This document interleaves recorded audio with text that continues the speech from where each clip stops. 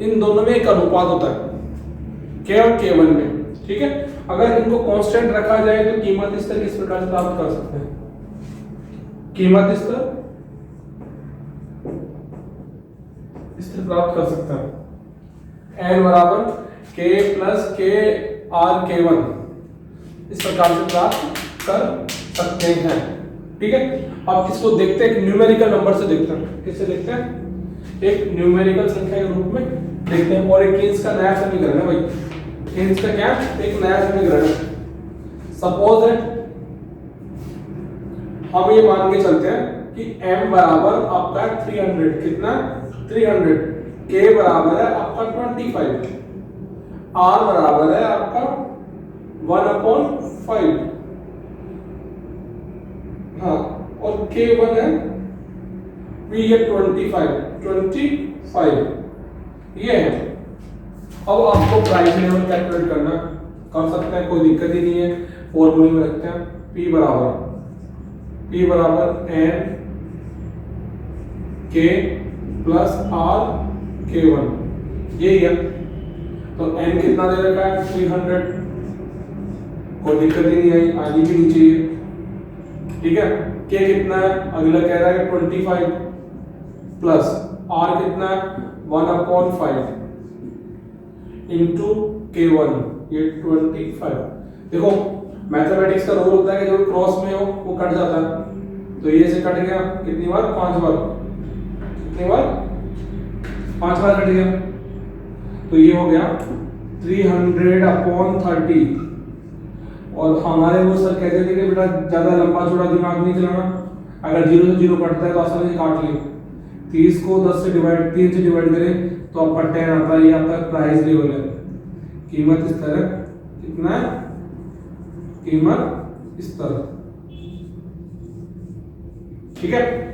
अब ये कहना चाह रहे हैं कि यदि के आर के इसको कांस्टेंट रखा जाए, क्या माना जाए?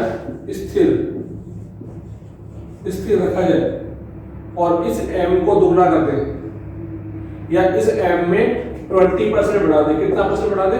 20%। अगर मैं 20% बढ़ाता हूं m में, है ना, तो कितना बढ़ेगा? 2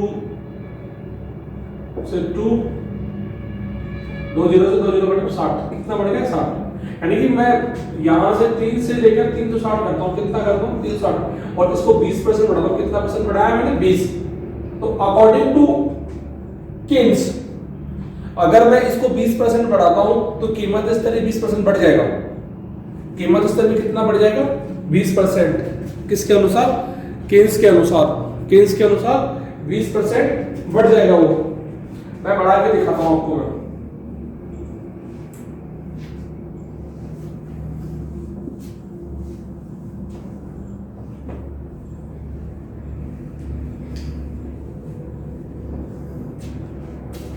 हाँ जी, ये हो गया।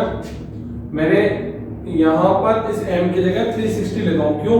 क्योंकि मैंने m में कितना बढ़ाया? इस 300 से बढ़ाकर मैंने 360 कर दिया। कितना परसेंट बढ़ा? 20%। तो रिजल्ट क्या होगा वो देखना।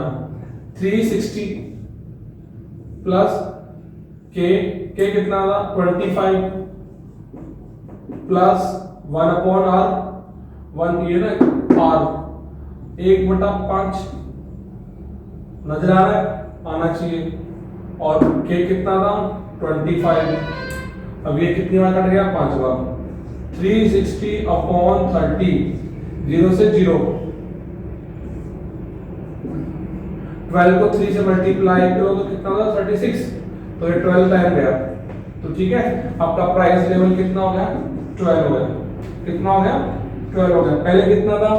इधर 10 से 12 कितना चेंज आया? 2/10 इंटू 100। तो कितना परसेंटेज आया? 20%। कितना परसेंट? 20% चेंज आया भाई इसमें भी। ये पहले 10 से, पहले 10 था, 12 हो गया। पहले 10 था, अब 12 हो गया। कितना हो गया? 12 हो गया। और ये 12 होना 12% चेंज है प्राइस में। तो केन्स भी ये कहते हैं कि मुद्रा के स्टॉक में जितना परिवर्तन करोगे कीमत स्तर में उतना ही परिवर्तन आएगा और मुद्रा का मूल्य उसी अनुपात में कम होगा। अगर मुद्रा के मूल्य को दुगना करते हैं तो कीमत स्तर में क्या हो जाएगा, आधा हो जाएगा। ये हमारी कीन्स की विचारधारा थी। अब इस सिद्धांत की कुछ मान्यताएं थी, अजम्पशन थी। क्या थी? मान्यताएं थी। उन मान्यताओं को देख लेते हैं। कैम्ब्रिज विचारधारा की जो मान्यताएं थी उन मान्यताओं को हम एक बार देख लेते हैं।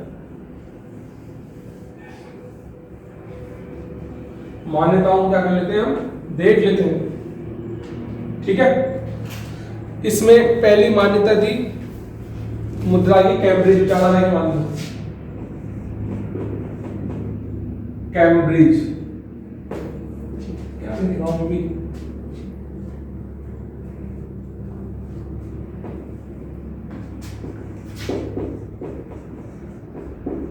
कैम्ब्रिज विचारधारा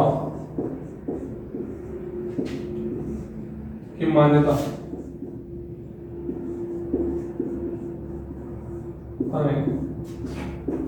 ठीक है, पहली मान्यता तो ये है कि के को स्थिर माना है। के को क्या माना है? स्थिर माना है। के को स्थिर माना गया है।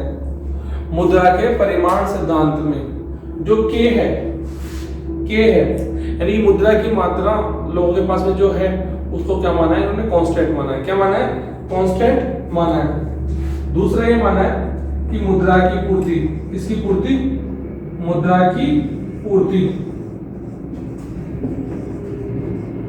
बाहर से दी गई है, यानी कि उनका कोई योगदान नहीं है।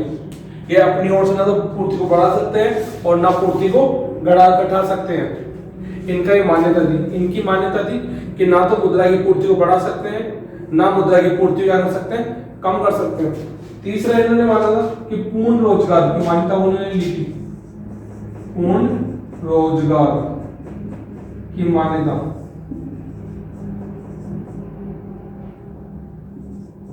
लेकर इन्होंने अपना विश्लेषण किया है। कौन सा विश्लेषण किया है? इन्होंने ये मान के चले कि अर्थव्यवस्था में पूर्ण रोजगार अवेलेबल है, कीन्स को छोड़कर। कीन्स ने कहा था कि अर्थव्यवस्था में पूर्ण रोजगार वाली ऐसी कोई स्थिति होती नहीं है, लेकिन फिर भी जो इनके और समर्थक लोग थे उन सब ने ये माना था। ठीक है, ये कुछ विचारधाराएं थी, वो कुछ मान्यताएं थी जिनको लेकर इन्होंने माना। ठीक है, आशा करता हूं कि आपको ये वीडियो लेक्चर पसंद आया होगा।